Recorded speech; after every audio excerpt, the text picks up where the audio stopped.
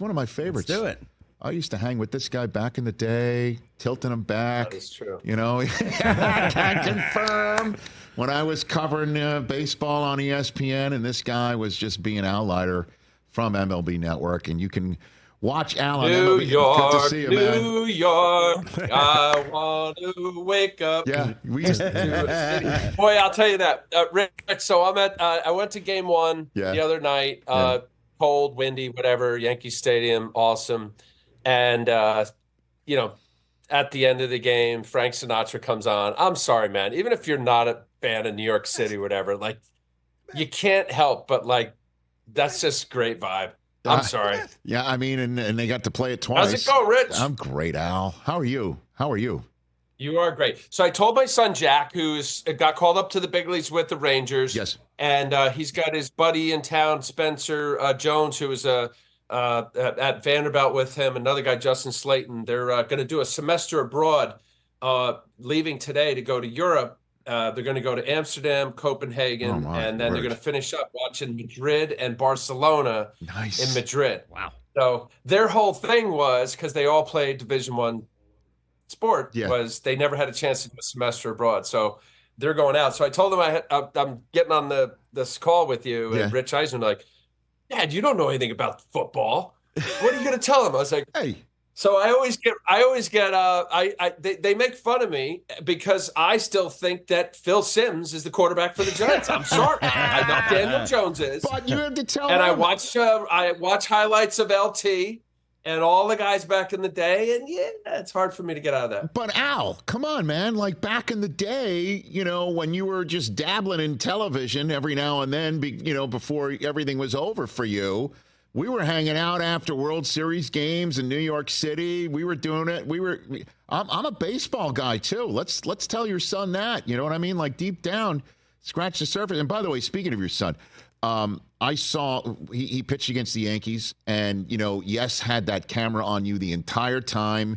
Kay was on the call, just watching you living and dying with your son going against the Yankees. I'm what was going through your blood watching that, Al? That was unbelievable. It's so all right. So it's weird, and I know you know me. Whatever over the years. Yes. One, I don't like it, but I know that they somehow find you unless you get your ticket from, in the case in family in the big leagues, the player gives you a ticket. And anyway, they find you. And I don't like it. I know it's part of it. I know I played, but I always, it's always been about Jack. Like I'm trying to make it about Jack. And John Filippelli, right? Of course. Run the of course. Yes Network for years. Yeah. So Flip, I did Yes Network for 12 years. So Flip is texting me during the game. He's calling me. He's like, all right, after Jack's done, go up to Michael and sit with Michael and Coney. I'm like, no, I thank you, Flip, but no, this is about my son. So what looks nutty, Rich, is you're just, you're living and dying by your kid. And I don't care if it's, soccer game here in Summit, New Jersey, or watching my daughter play volleyball. Like you'd want them to do well, right? That's the extent of it. I know. And I was watching it, and it was just great seeing you be a dad, and I understand you don't want the cameras on you, but I loved seeing it, and I obviously only hope the best for you and your entire family. Of course, I got Al Leiter here, and you can catch Al on MLB Network, getting ready for all of these LCS games and every LCS game and World Series game on MLB tonight, and it airs before and after every single one of those. So, what do you make of the first two games of the American League Championship Series, Al Leiter? What I make of it is that I think not that the Yankees needed any help, but there's always kind of the kryptonite to Superman. And when the Astros lost, there was a feeling of, of course, no Yankee would admit to this, but just purely from looking from afar, that was like, okay, that's interesting, because that, I know as a Met, through the years, we always had to go through Atlanta, right? And it was one thing winning at Shea Stadium or wherever we were in the NL East, but Atlanta, even though you knew you had a good team, you felt like, when the Astros went away, not that it's easy, And I know that now with the Yankees up 2-0, I think it's about 85% in a 7-game baseball series. The team that's up 2-0, they go on to the next round, and obviously this will be a World Series. My curiosity was obviously Stanton. You get offense where you can get it, and I know it's battle of the bullpens. We've seen it even now with the Goliath in the Dodgers, right? I mean, I know Bueller's tonight, but they're having bullpen starts, which normally is relegated for a game 5 or your 5th starter or 4th starter. Watching Judge as closely as we do, and as great a player as he is, Rich, to see that game last night with an intentional walk with Soto, bring it in the righty, and I'm like, I know it's the right move. Bases loaded. You're intentionally walking to get to Aaron Judge, who could have gotten the Triple Crown. He's amazing. Just missed it. Cade Smith, nasty stuff.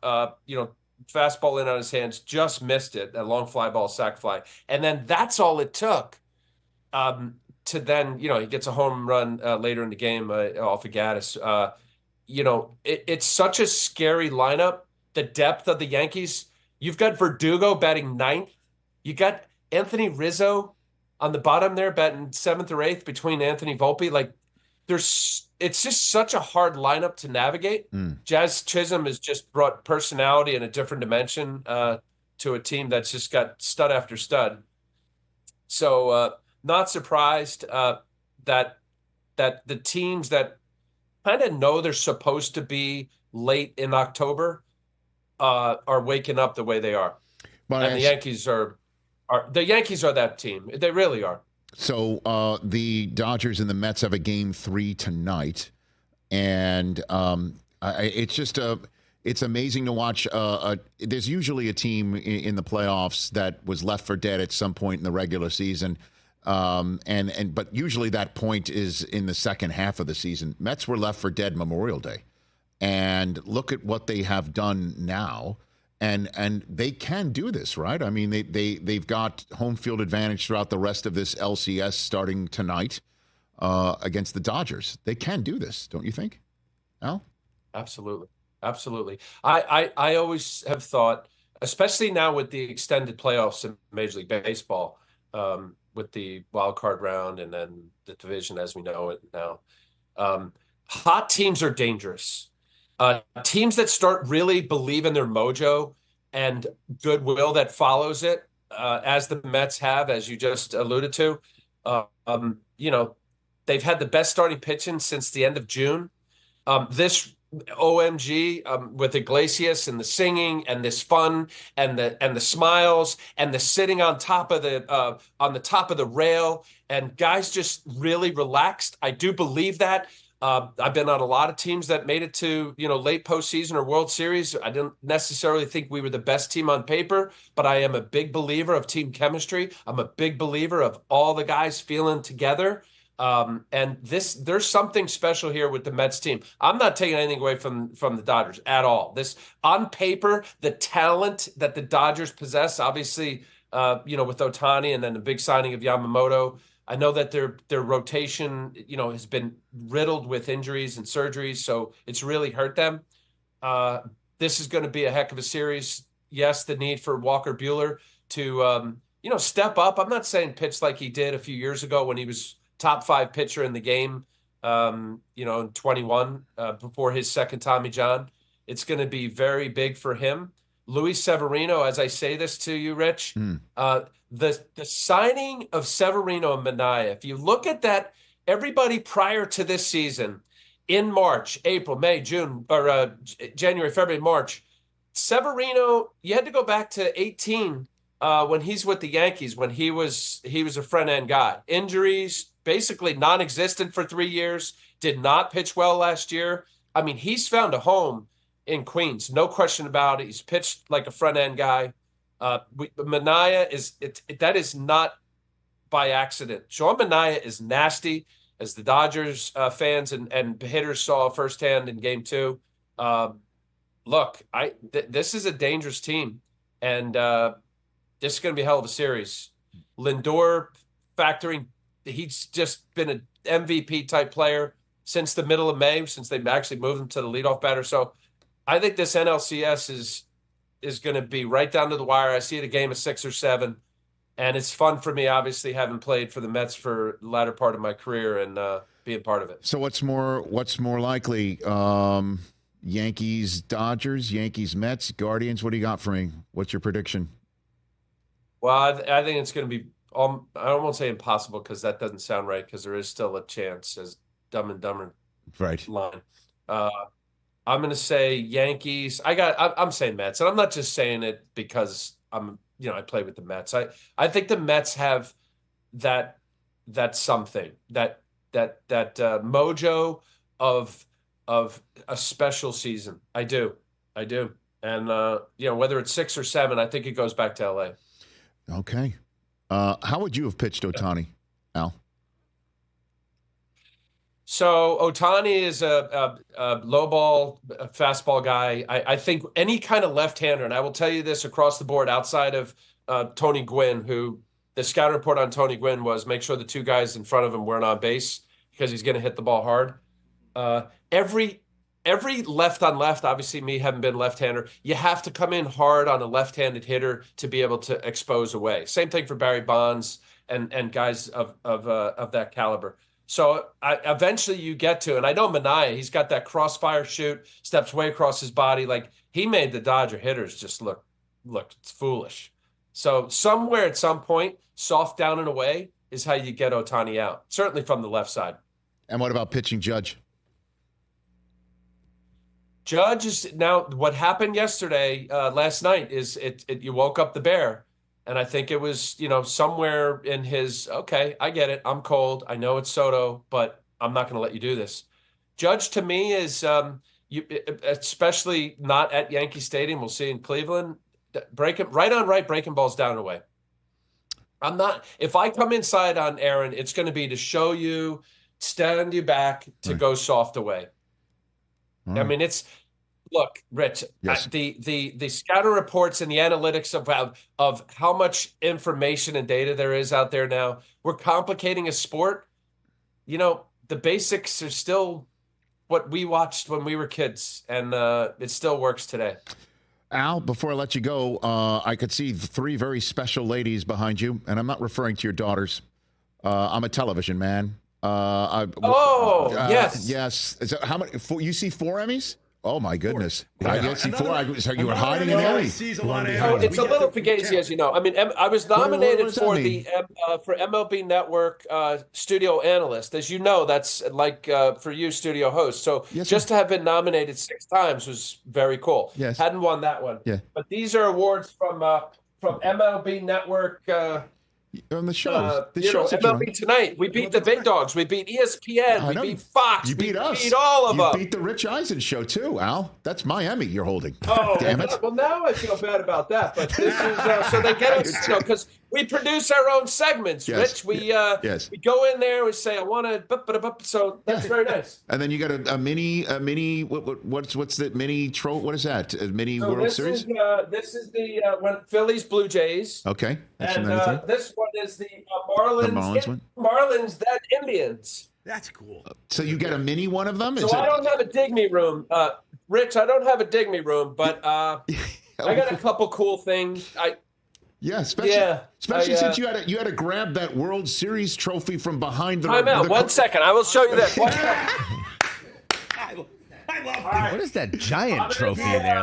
The guy. A little bit of a showtime right here. Okay. But I got a handful of pictures on my wall. Rich, I would have you on the wall if you're with me. Okay. Who is that guy right there? That's Sandy Koufax. Wow. Oh, look at that. Sandy Koufax. I love Sandy. He's an unbelievable gentleman. This was my idol. George Thomas. I can't believe I have to say the late Tom Seaver. Yes, wow. George Thomas. See that? There he is. That's it. And then this guy let me go up on the stage at Shea Stadium is that Bruce? to bang the tambourine for Rosalita and Springsteen. Wow. Trust me when I tell you, I do not have a dig me room, but I have a couple cool photos, and that's it. What do you call it? Send me a picture of you, and I'll put you on my wall. You call it a dig me room? Is that what you call it? So dig me, get. You know how guys have dig me rooms? You Usually there's like a big basement. They got every single shirt and jersey and whatever, and I don't have that. I just I thought you meant here. This is Carly, Caitlin, Lindsay. Yeah. And Jack. Yeah, and Jack. That's what I'm like. But I noticed the other ladies with wings on them. So, because I'm a TV and my guy. bride who still likes me 33 years. That's Lori. Hey. Is that Lori? Yes, I did all right, Rich. Look at that. You did, man. Look at that. By the way, if I'm not mistaken, you had to fish the World Series. All right, I'm done. I'm being No, that's foolish. okay. If I'm not mistaken, you had to fish the World Series trophy from around the Roberto Clemente Award. Is that what I saw? That is true. By the way, I treasure this one here. Oh my God, it's heavy. This one here, Rich, is of such a unbelievable thing. Man of the year. Cy Young. Yeah, that's the man of the year. And what's the other one, Al? The tall guy. Yeah, what's like the 3-footer? Who's Paul Bunyan back there? This one? No. This one? This is the March of Dimes. It's the other one on the left. That one. So the Branch Rickey Award. The Rotary of America. They had one award a year for the Branch Rickey Award, similar to the Roberto Clemente Award. So this is very awesome. That is awesome. I'm proud of that. Yeah. Fantastic. You should be proud of it. Outlier, everybody. Great outlier. All right, one more. You know this guy. By the way, Mets, whoever's running this, this is Game 5 of the World Series. If the Mets and the Yanks, we better call Piazza. I got to throw out that ball. If the Mets are paying attention to this.